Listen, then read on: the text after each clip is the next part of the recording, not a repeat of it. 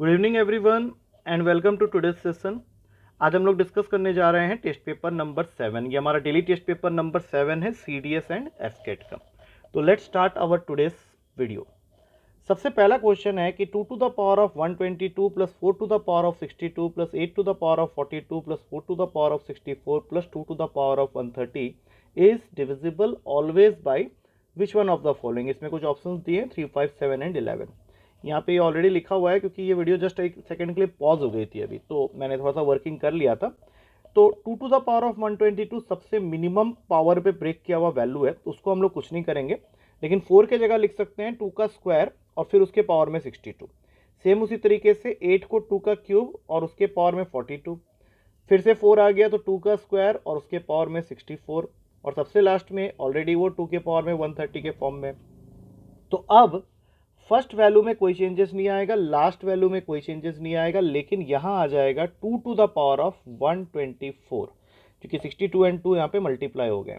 Same उसी तरीके से 2 के पावर में 42 इंटू 3 दैट इज 126, और सबसे लास्ट में 2 to the power of 64 into 2 that is 128। अब अगर हम लोग ध्यान से देखें तो इन सब में 2 टू द पावर ऑफ 122 हम लोग कॉमन ले सकते हैं। जैसे कि फर्स्ट वैल्यू तो 1 हो गया, अगर 124 में से 122 तुमने कॉमन निकाल लिया है तो ऑफकोर्स यहाँ 2 स्क्वायर बच जाएगा दैट इज 4। फिर 126 में भी तुमने 122 कॉमन निकाल लिया है तो 2 की पावर 4 दैट इज 16। 128 में से 122 कॉमन निकाल लिया है 2 की पावर 6 64, और सबसे लास्ट में 130 में से 122 कॉमन निकाल लिया तो 2 की पावर 8 दैट इज 256। अब ये क्वेश्चन तुम तभी जल्दी कर सकते हो जब तुम्हें ये पावर्स याद हो। अब आखिरी स्टेप है 2 की पावर 122, और इन सब वैल्यूज़ को जब मैं ऐड करता हूं तो ये वैल्यू मेरा आ रहा था 341। अब 341 ये जब तुम ऐड कर लोगे तो तुम्हें पता चल जाएगा। अब ये जो 2 की पावर 122 है उससे तो हमें कुछ नहीं पता चल रहा, लेकिन 341 अगर तुम 11 की डिविजिबिलिटी के बारे में जानते हो तो क्लियरली बता सकते हो कि यहाँ पे अल्टरनेट प्लेस के डिजिट्स को ऐड करके जब हम लोग इसको सब्ट्रैक्ट करते हैं तो ये आपस में डिफरेंस दे देता है 0 का। जैसे 3 + 1 4 हो गया, और 4 में से माइनस करेंगे तो 4 - 4 0 हो गया। That means this value is divisible by 11। तो इसका मतलब है कि इस वैल्यू के साथ अगर कुछ मल्टीप्लाई होके भी है तो वो नंबर भी 11 से डिविजिबल हो जाएगा, and that's why the answer is D 11। अगले क्वेश्चन में चलेंगे। इसको करने के लिए you have to know the summation series formula. जैसे कि इसमें पूछा गया कि what is the difference between the sum of the cubes and that of the squares of the first 10 natural number. हमें इसका फॉर्मूला पता होना चाहिए। 1 स्क्वायर 2 स्क्वायर 3 स्क्वायर से लेके n स्क्वायर तक का फॉर्मूला होता है n into n plus 1 into 2n plus 1 whole upon में 6। It is known as the sum of the squares of first n natural number. उसी तरह से इन्हीं के सम ऑफ द क्यूब्स का भी फॉर्मूला होता है 1 cube 2 cube 3 cube up to n cube. इसका फॉर्मूला हो जाता है n square into n plus 1 का होल स्क्वायर अपॉन 4। एक फॉर्मूला होता है सिर्फ sum of first n natural number का, वो भी मैं यहाँ पे लिख देता हूँ, that is 1 + 2 + 3 up to n। उसका फॉर्मूला होता है n into n plus 1 whole divided by 2। अब हमारे क्वेश्चन में जो रिक्वायरमेंट है वो पहले 10 नंबर्स की है। तो सबसे पहले तो हम लोग लिखेंगे, हम लोग को पता है कि सम ऑफ द क्यूब्स जो आएगा वो ज़्यादा बड़ा होगा, तो n की वैल्यू 10 रखने पे ये हो जाएगा 100 इंटू 121 अपॉन 4, क्योंकि यहाँ पे मैं इस फॉर्मूला में n के जगह 10 डाल रहा हूँ। माइनस करेंगे इस फॉर्मूला में, क्योंकि स्क्वायर्स के साथ माइनस करना है, तो अगेन n के जगह अगर 10 डालता हूँ इस वाले में तो ये हो जाएगा 10 इंटू 11 इंटू 21/6। बाकी तुम कैलकुलेशन कर सकते हो। 25 में गया, 3 के टेबल में काटो 7 2, ये इसको काट देगा 5 में। अब ये 121 इंटू 25 और इसको माइनस करके जो आंसर आएगा वो आएगा 2640, जो कि बी ऑप्शन में अवेलेबल है। अब चलते हैं अगले क्वेश्चन में। अगला क्वेश्चन तुमसे कह रहा है कि consider all those 2 digit numbers positive which are less than 50 and which when divided by 4 yield मतलब gives unity as remainder. Unity मतलब 1, मतलब तुमको वो वाले 2 डिजिट नंबर्स का सम बताना है, क्योंकि फाइनली उसने सम पूछा है जिसको अगर हम 4 से डिवाइड करें तो 1 हमें रिमाइंडर मिलता हो, और वो सारे के सारे नंबर 50 से कम होने चाहिए। तो इस लिस्ट का जो सबसे पहला नंबर होगा वो 13 होगा, क्योंकि 13 को अगर तुम 4 से डिवाइड करते हो तो 4 3 = 12, रिमाइंडर 1 आ जाएगा। अब इसमें क्या करेंगे, 4 4 के डिफरेंस में नंबर ले लो, तो इस सीरीज का जो आखिरी नंबर होगा लेस देन 50 में वो 49 होगा। तो ये सीरीज AP कंस्टिट्यूट कर रही है। तो अगर मुझे इसका सम निकालना है तो I must know how many values are there. तो उसके लिए AP में फॉर्मूला होता है L is equals to A plus N minus one into D, where L is the last term जो कि इस क्वेश्चन में 49 है, A is the first term जो कि 13 है, N हमें निकालना है और कॉमन डिफरेंस जो है वो 4 का है। तो इसको सॉल्व करोगे तो 36 upon 4 equals to N minus one, N की वैल्यू आ जाएगी 9 प्लस 1, मतलब ऐसे 10 वैल्यूज है। और सम अगर इसका निकालना है तो AP में उसका भी फॉर्मूला होता है, that is N/2 whole multiplied with A plus L।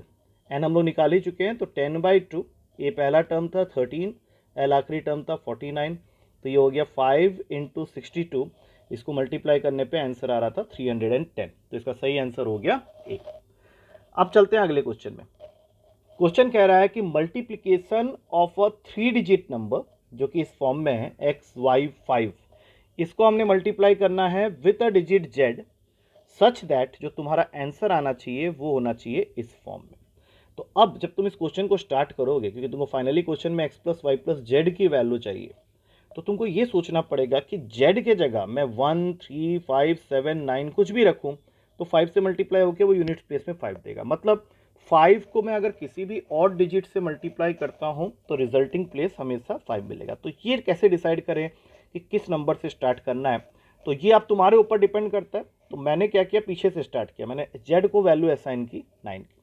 तो अब इससे क्या होगा, 5 9s आर 45, 5 यहाँ लिखा हुआ है, 4 कैरी ओवर चला गया। अब 9 में हमें सोचना पड़ेगा कि वो कौन सा नंबर है जो मल्टीप्लाई करने के बाद अगर मैं 4 उसमें ऐड करूं तो मेरा यूनिट डिजिट 1 पे खत्म होगा, तो वो नंबर होगा 3, क्योंकि 9 3s आर 27 होता है। अगर मैं यहाँ पे 3 लिखता हूँ तो 9 3s आर 27 प्लस 4 31, 1 हो गया। अब कैरी में चला गया 3। अब बहुत इंटरेस्टिंग सिचुएशन आ गया है, क्योंकि हमें x को एक ऐसी वैल्यू देनी है जिसको लिखते ही और जब मैं उसको फिर अगेन 3 से ऐड करूं तो मेरा ये जो 1000th प्लेस है वो तो सेम नंबर रहेगा जो कि अभी मैं मल्टीप्लाई करूंगा x की जगह रख के, लेकिन ये प्लेस 2 होनी चाहिए।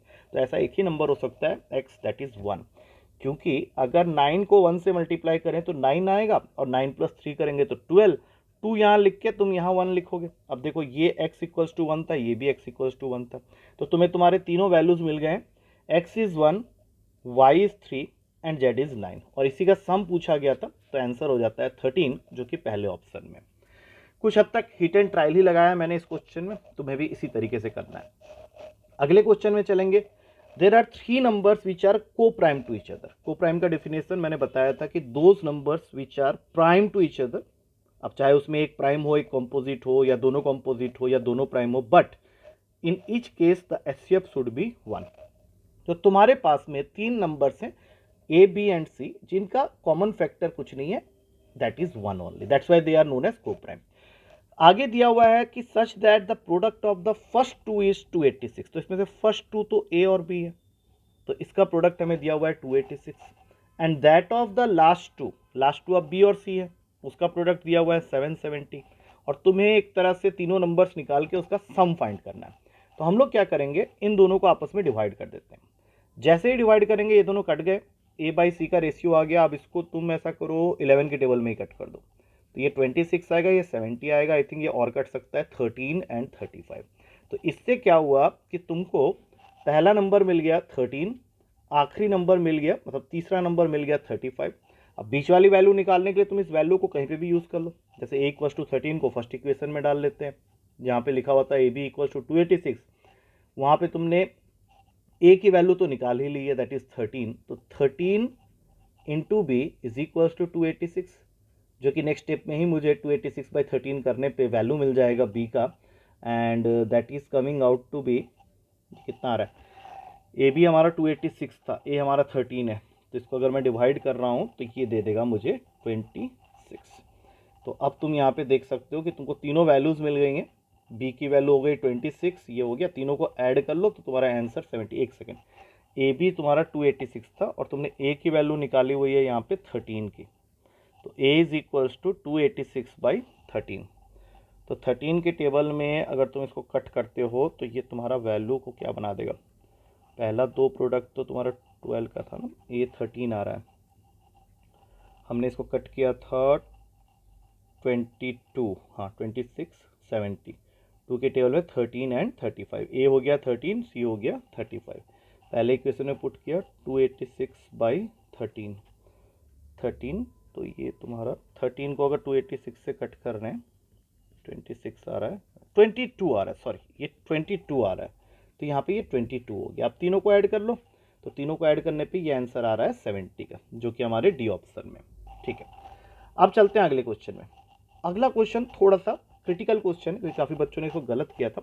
इसमें बहुत सारे क्लॉजेस दिए हुए हैं। सबसे पहली चीज़ तो तुम्हारे पास में एक ऐसा नंबर है जिसको वो कह रहा है कि इसको मुझे 9 से डिविजिबल बनाना है, जिसमें से उसने आखिरी 2 डिजिट्स को छुपा लिया ए और बी करके।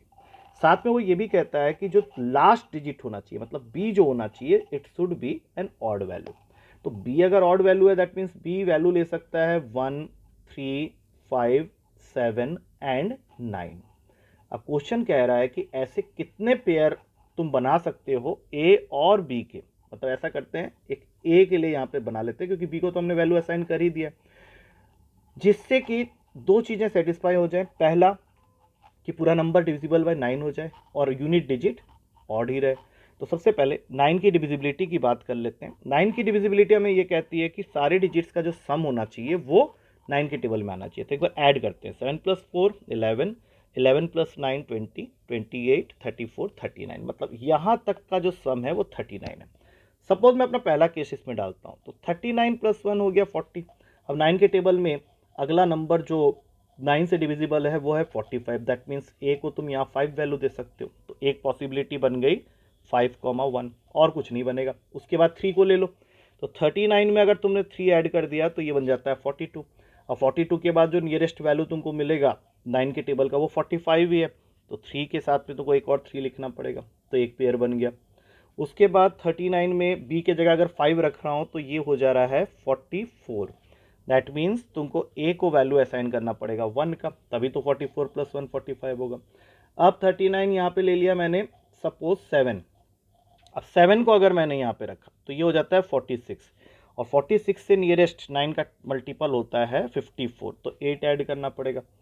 अब इसी तरह से लास्ट वैल्यू है 9, 48 कर लिया इसको, तो 54 इसका नेक्स्ट वैल्यू है, तो 6 आएगा। तो अब तुम यहाँ पेयर्स देख रहे हो 5 1 3 3 1 5 8 7 6 9। इन सब केसेस में तुम्हारे ये दोनों कंडीशन सेटिस्फाई हो रहे हैं और ऐसे 5 पेयर बने हैं, तो आंसर हो जाएगा इसका 5। अब आगे बढ़ते हैं। नेक्स्ट क्वेश्चन सिंपल सी क्वेश्चन है कि कौन सा इसमें से इर्रेशनल नंबर है। तो इर्रेशनल नंबर का डेफिनेशन ये कहता है कि वो डेसिमल रिप्रेजेंटेशन जो non terminating as well as non terminating as well as non repeating होते हैं। तो ये वाला केस मुझे साफ साफ दिख रहा है कि ये नॉन टर्मिनेटिंग भी है और इसके अंदर कोई फिक्स्ड पैटर्न नहीं है जिसमें ये रिपीट कर रहा है, तो यही तुम्हारा इर्रेशनल है। अगले क्वेश्चन में चलते हैं। तुमको रिलेशन दिया हुआ है a to the power of x is equals to b to the power of y is equals to c to the power of z। इसको छोड़ के एक रिलेशन और है b² इक्वल्स टू ac, और तुमको फाइंड करना है 1/x + 1/z की वैल्यू। तो सबसे पहले b² को रहने देते हैं, यहाँ से a की वैल्यू निकाल लेते हैं जो कि आएगा b के टर्म्स में b के पावर में y/x। तो यहाँ पे लिख लो b के पावर में y/x। सिमिलरली क्वेश्चन में b की power y is equals to c की पावर z दिया है, तो यहाँ से c की वैल्यू निकाल लो जो कि आएगा b के पावर में y/z, उसको यहाँ पे पुट कर लो।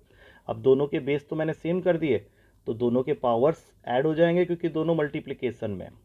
तो यहाँ से y कॉमन ले लो, तो अंदर बचेगा 1/x + 1/z, और साथ ही साथ b और b को कैंसिल कर दो, तो तुम्हारा फाइनल आंसर आ गया 2/y is equals to 1/x + 1/z, और यही तुमसे पूछा भी गया था, तो आंसर इज सी।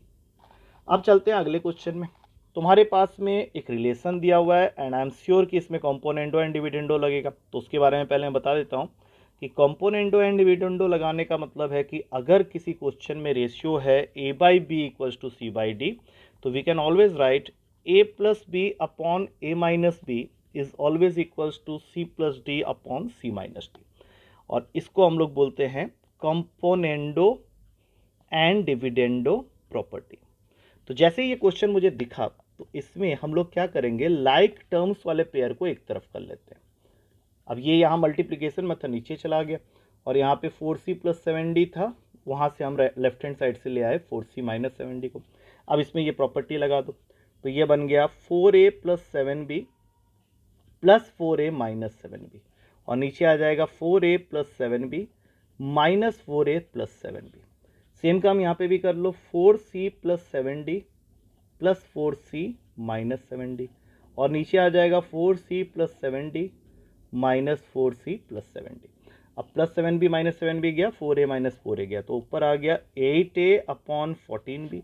यहाँ पे 7d - 7d गया तो ये बन गया 8c, और यहाँ 4c गया तो ये बन गया 14d। अब 8 14 को काटोगे तो a/b = c/d आ जाएगा, और गलती से सी ऑप्शन भी वही लिखा गया, तो ए और सी दोनों ही सही आंसर हो गए इसके। तो फाइनली हमने ये प्रूफ कर दिया कि a/b = c/d, और प्रॉपर्टी हमने लगाई कॉम्पोनेंडो एंड डिविडेंडो।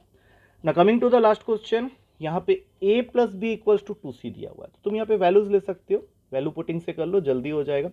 a को 1, b को 3 और c को 2।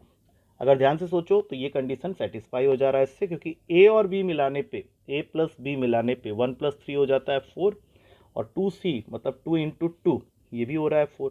तो इसका मतलब है कि इस क्वेश्चन में इस वैल्यू के साथ हम लोग मूव कर सकते हैं। अब हमें निकालना है a/a - c plus c/b - c, तो इन वैल्यूज को रख दो, 1/1 - 2 प्लस 2/3 - 2, तो ये हो गया -1 + 2, आंसर इज 1, जो कि सी ऑप्शन में है। सो बिल्कुल सही answer. So with that we come to the end of this video. I hope तुम्हें सारे क्वेश्चन अब समझ में आ गए होंगे। कल मिलते हैं न्यू सेट ऑफ क्वेश्चन के साथ। Till then take care, good night.